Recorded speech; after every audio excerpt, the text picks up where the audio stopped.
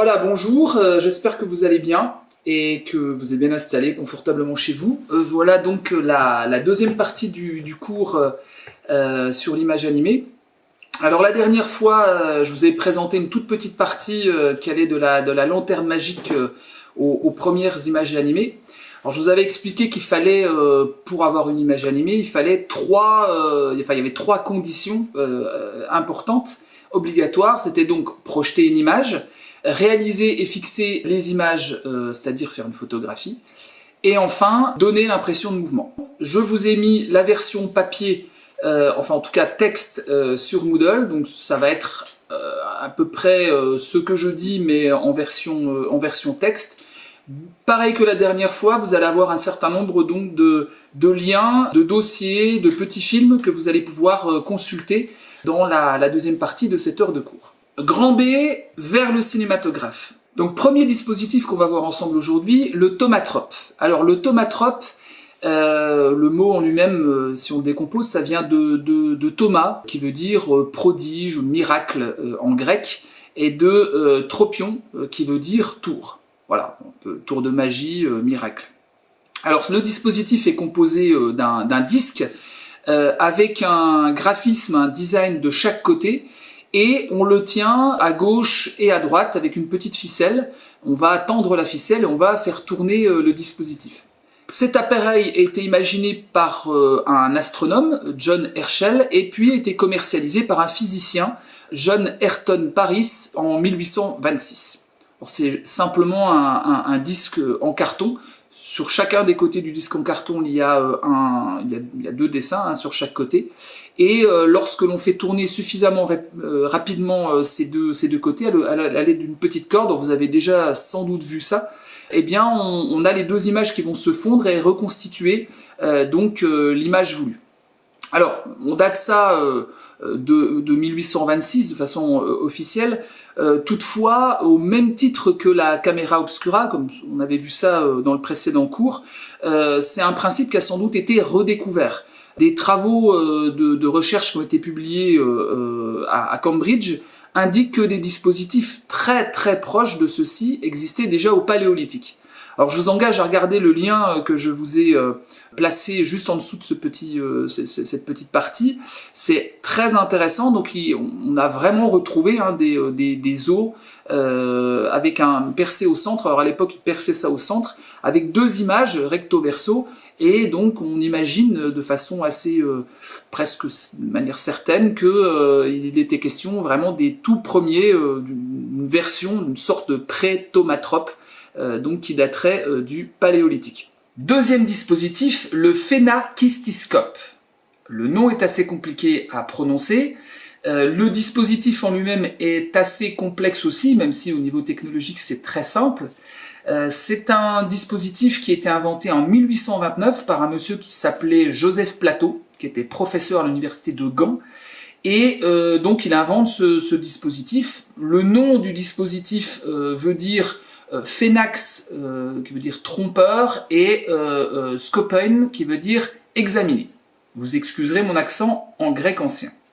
Alors il est composé d'un disque en carton percé de 10 à 24 fentes, sur lequel un mouvement est décomposé, un dessin décompose un mouvement, donc de 10 à 24 images, qui vont donc être placées, alors les dessins côté miroir, et puis on va faire tourner le dispositif en regardant à travers la petite fente.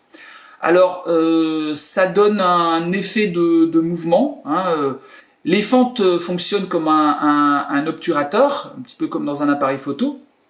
Et durant un très court laps de temps, on va percevoir une image qui va être reflétée dans le miroir. Alors, il faut que la vitesse soit adaptée pour que la fréquence d'image soit optimale. L'effet est très limité, mais on retrouvera le principe dans une machine qu'on verra juste après, enfin plutôt en fin de parcours, juste avant le cinématographe, une machine qui s'appelle le kinétoscope d'Edison, dont vous devez connaître le nom. Toutefois, ce phénakistyscope est sans doute un des premiers dispositifs qui offre une très courte, mais qui offre tout de même une synthèse de mouvement. Alors, à savoir que si vous êtes curieux, vous pouvez aller fouiller dans certains écrits de Baudelaire, enfin en particulier un écrit de Baudelaire qui s'appelle Curiosité esthétique, qui date de 1868, dans lequel il va décrire un certain nombre de ces dispositifs, et il va décrire ce dispositif, le phénakistyscope. Troisième dispositif dont je vais vous parler aujourd'hui, c'est le zoetrope. En 1834, William George Horner et Simon Stampfer vont inventer un dispositif simultanément. Ce que j'entends par là, c'est qu'ils n'habitent pas au même endroit, ils ne sont pas dans le même pays, il y en a un qui est à Londres et l'autre qui est en Autriche, mais toutefois, ils vont créer un dispositif qui est quasiment identique. Comme l'automatrope et le phénakistyscope, il est considéré comme un jouet scientifique. Les images, au lieu d'être disposées sur un disque, se suivent sur une bande amovible en carton. Cette disposition des images préfigure assez clairement le cinéma, même si on en est encore assez loin. Donc on a une série d'images sur d'assez longues bandes de papier qui va être placée tout autour à l'intérieur d'un tambour. Au centre, vous avez une poignée qui va permettre de tenir l'objet. C'est vraiment, comme je disais, c'est un jouet. Lorsqu'on regarde par les fentes, tout en faisant tourner l'appareil à toute vitesse, enfin à toute vitesse, à une certaine vitesse, encore une fois, la fréquence est très aléatoire, donc il faut gérer la vitesse pour que l'effet soit efficient, on va avoir donc un mouvement qui va se recomposer. Au centre, on a donc une poignée qui va permettre de tenir l'objet, et lorsqu'on regarde par les fentes, tout en faisant tourner l'appareil à une certaine vitesse, donc la vitesse encore une fois est importante, vous avez bien compris que la fréquence d'image dans un film, si elle n'est pas régulière, va poser un certain problème au niveau de la recomposition du mouvement. Donc ça va créer une illusion qui est quasiment parfaite. À l'intérieur du tambour, on doit trouver une solution pour éclairer assez fortement l'intérieur du tambour. Eh bien, le mouvement va se recomposer. S'il n'y a pas assez de lumière, ça va pas être suffisamment visible. C'est d'ailleurs pour cette raison qu'à l'intérieur, tout ce qui ne fait pas partie de l'animation est peint en noir. À noter que plusieurs personnes peuvent profiter simultanément de l'animation. Alors, évidemment, pour nous, maintenant, ce n'est pas très spectaculaire, mais pour l'époque, c'était donc, encore une fois, un jeu auquel jouaient un certain nombre de personnes, puisque ça s'est quand même diffusé à un certain nombre d'exemplaires. Quatrième dispositif que nous allons voir aujourd'hui, le phasmatrope. Le phasmatrope a été inventé en 1870 par un monsieur qui s'appelait Henri Reynaud L. Donc le dispositif est basé sur deux techniques qu'on a déjà vues, deux dispositifs qu'on a déjà vus, la lanterne magique qui va être utilisée comme projecteur et le phénakistyscope de Joseph Plateau. On va avoir 16 photographies, bien oui, puisque entre-temps on a eu l'arrivée de la photographie, 16 photographies qui vont être montées autour d'un disque qui va tourner tout simplement devant une source lumineuse. L'association des deux offre ce qu'on peut considérer comme la première animation à base de photographie. Toutefois, il faut noter que les photographies, contrairement aux films actuels, n'ont pas été capturées juste à la suite. C'est-à-dire qu'on va prendre une première photographie, on va prendre une deuxième photographie, etc. Mais il n'y aura pas vraiment de suivi de mouvement entre les différentes photographies. On pourrait dire, attention c'est anachronique, mais on pourrait dire que c'est une sorte de stop motion, mais cela dit, on a tout de même une animation à base de photographie, ce qui est une première, on est en 1870, je le répète. Cinquième dispositif, le praxinoscope. Le praxinoscope est un dispositif assez important dans l'histoire de l'image animée. Il va y avoir plusieurs évolutions très importantes dans ce dispositif. En 1877, donc, Émile Reynaud invente ce dispositif et dépose un brevet. Le principe va rappeler assez fortement le zoetrope qu'on a vu il y a quelques minutes, auquel on a rajouté au centre une couronne avec un ensemble de petits miroirs, 12 miroirs, qui vont être collés ensemble de manière à former un polygone prismatique. Alors, comme sur le zoetrope, on place sur la face intérieure une bande de papier qui va représenter les différentes phases d'un mouvement. Ce mouvement va être restitué aux yeux de l'observateur lorsque les miroirs sont mis en rotation. L'obturation se fait par compensation optique. Alors, vous pourrez, si ça vous intéresse, faire des recherches sur cette compensation optique. C'est une direction dans l'optique qui aurait pu être suivie pour créer d'autres dispositifs beaucoup plus évolués, qui a été réutilisé dans certains projecteurs assez récents, mais qui n'a pas été suivi.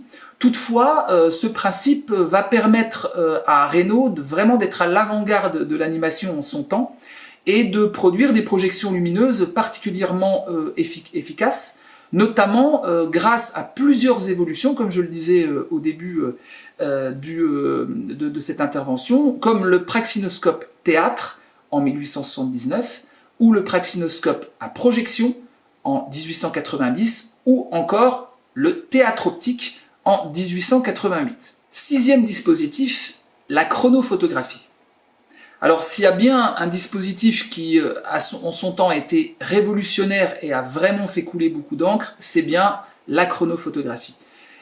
Donc c'est un photographe qui s'appelle Muybridge, Edward, et qui va inventer un procédé qui permet de fixer le mouvement. Et oui, rien que ça. Alors à la base, c'est surtout un moyen d'investigation scientifique qui va permettre d'enregistrer ce que l'œil ne peut pas percevoir. Alors évidemment, pour nous, aujourd'hui, ça nous paraît particulièrement évident de pouvoir faire un arrêt sur image lorsqu'on regarde un film.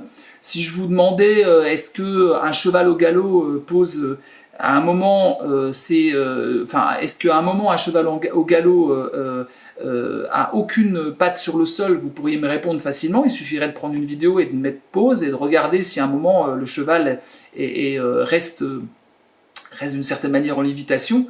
À l'époque, ce type d'observation est impossible.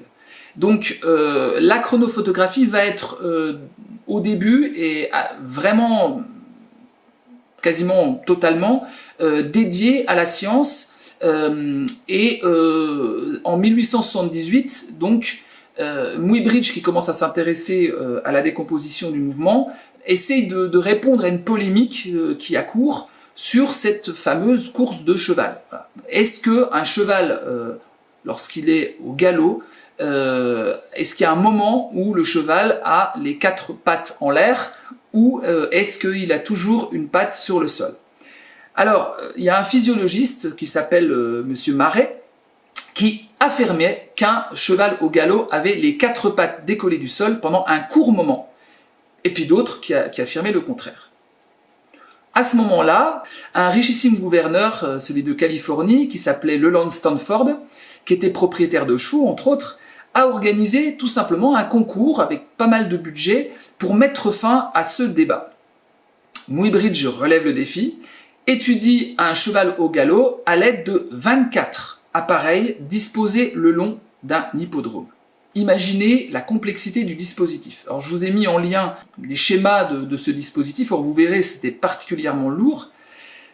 En plus le système était assez simple, c'est le cheval est en train de courir et avec ses pattes il allait tirer sur des fils qui mettaient en route les différents appareils photo. Toutefois, grâce à ce système, la théorie de Marais est confirmée. Pour la première fois, un mouvement était décomposé à travers une série de photographies successives. L'analyse photographique du mouvement était née. Septième dispositif, le revolver et le fusil photographique. Alors, cette invention se découpe en deux inventions. Pour commencer, en 1874, on a un astronome qui s'appelle Pierre-Jules César Jensen, qui enregistre le passage de Vénus avec un objet qu'il a inventé et qu'il a appelé le revolver photographique. Son invention a la forme et les dimensions d'un canon, vraiment un vrai canon. Son dispositif d'enregistrement va permettre donc de réaliser 48 vues successives sur une plaque daguerréotypique, difficile à prononcer. Donc c'est une plaque circulaire qui a la forme un petit peu la forme d'un barillet, un petit peu comme un Colt, c'est sans doute pour ça qu'il a appelé ça un revolver. Après chaque enregistrement effectué, la plaque fait une rotation de 1/48e de tour.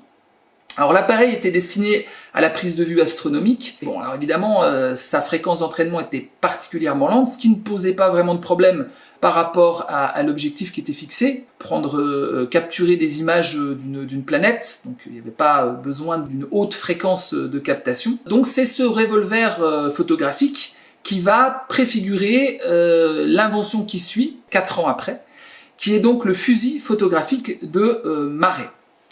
Donc en 1878, un monsieur qui s'appelle Marey découvre et admire les clichés de Muybridge, dont on a parlé juste avant.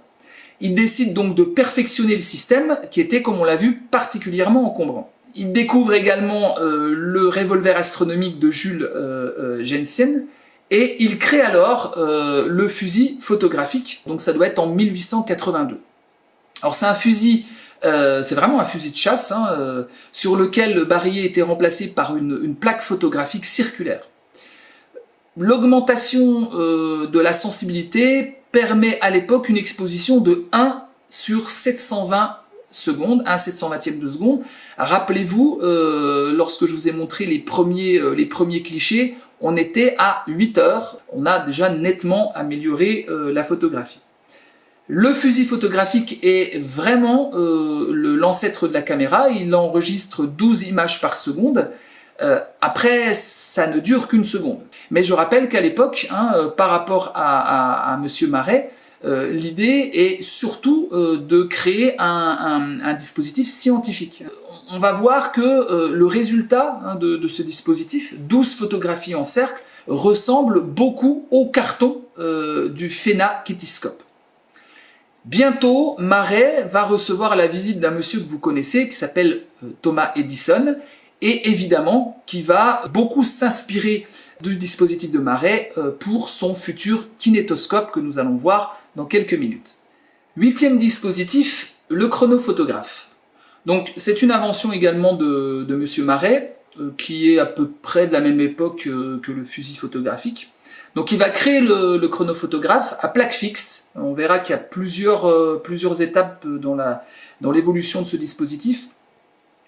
Donc plaque sur laquelle s'inscrivent côte à côte les images décomposées d'un mouvement. C'est composé d'une chambre noire classique avec un obturateur en forme de cercle percé d'une fente devant la surface photosensible. Une fois en rotation, la fenêtre du disque laisse passer la lumière qui vient s'impressionner sur la pellicule.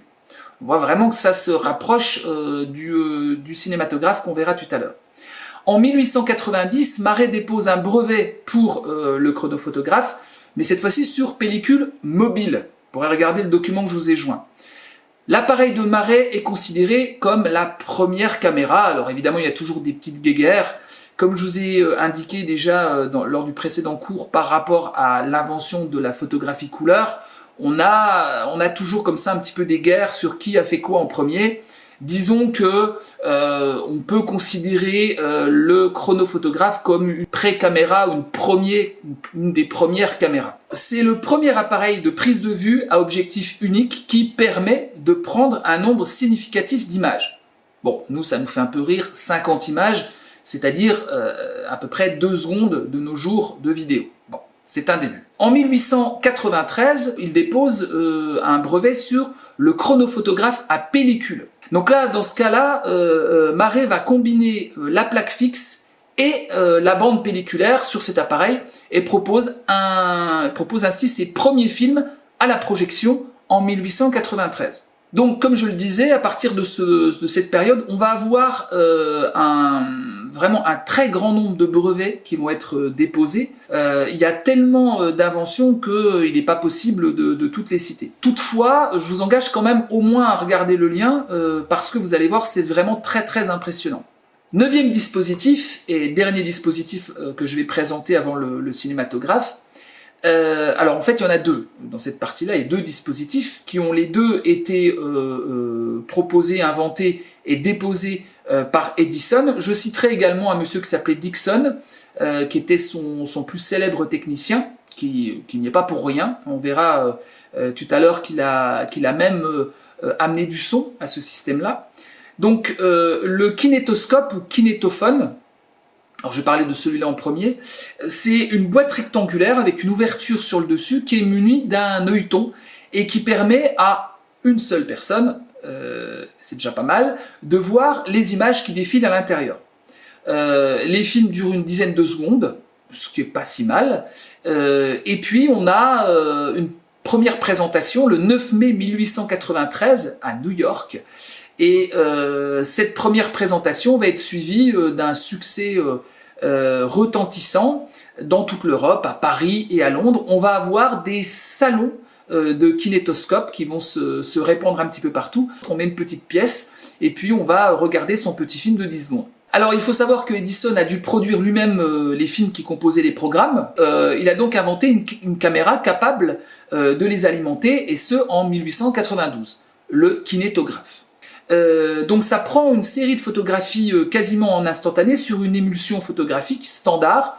C'est une émulsion Kodak, puisque la marque existe déjà, et qu'on va coller ensuite sur une bande de celluloïd transparent de 35 mm de large. On retrouve déjà ce chiffre 35 mm de large pour le film de Kodak. Le kinétographe s'inspire en effet de la technologie du cylindre d'entraînement qui avait été développé à l'époque par Marey dans son fusil photographique dont on a parlé il y a quelques minutes.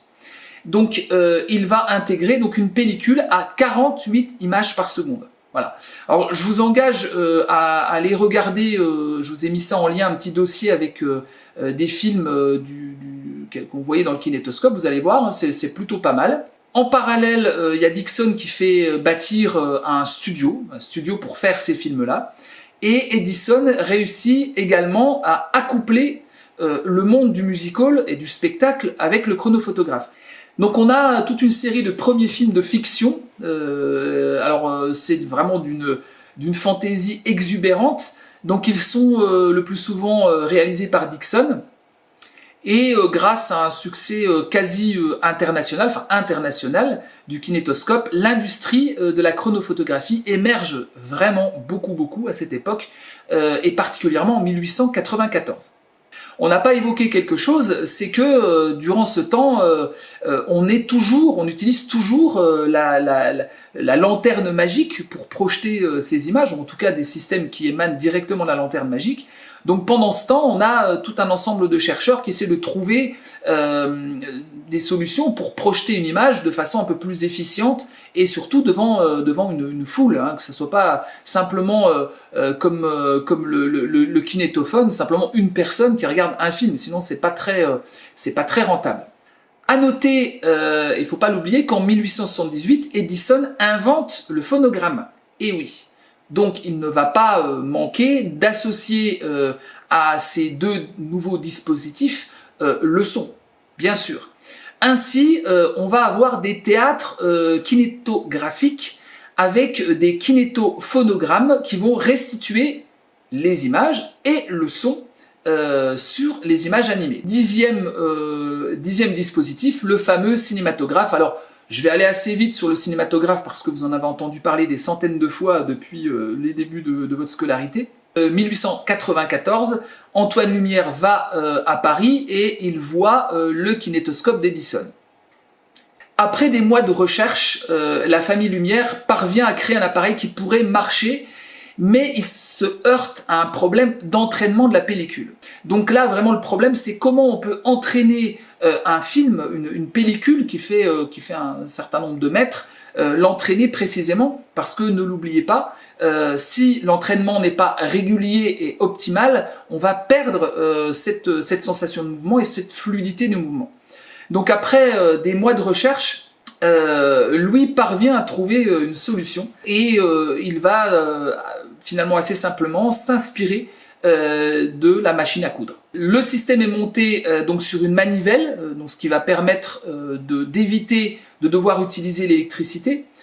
Et surtout, ce qui va vraiment révolutionner la chose, c'est que la caméra va peser 5 kg. Alors, nous, ça nous paraît beaucoup, mais à l'époque, une caméra qui pèse 5 kg, ça veut dire que cette caméra, on va pouvoir la transporter facilement où on veut. Et le cinématographe possède d'autres qualités, et c'est pour ça qu'on dit vraiment que le cinématographe, c'est l'invention, la naissance du 7e art. C'est qu'il va permettre de prendre des vues à l'époque on dit pas des films, qui vont passer de 10 secondes à 40 à 55 secondes.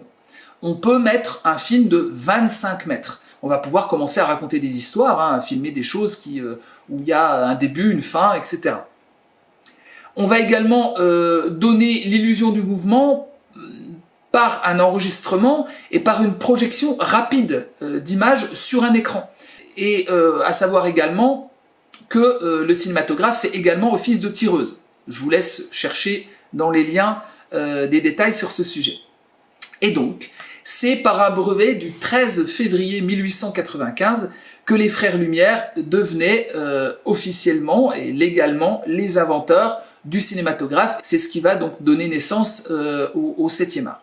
Voilà, donc la deuxième partie de ce cours est terminée. Je vous ai mis, comme la dernière fois, un certain nombre de liens. Donc on verra ensemble par la suite l'importance technique qu'a le cinématographe, mais également, comme j'en ai un petit peu parlé dans le précédent cours, l'importance que ça va avoir au niveau économique et au niveau politique. Bref, ça c'est une autre histoire, on verra ça donc dans les prochains cours.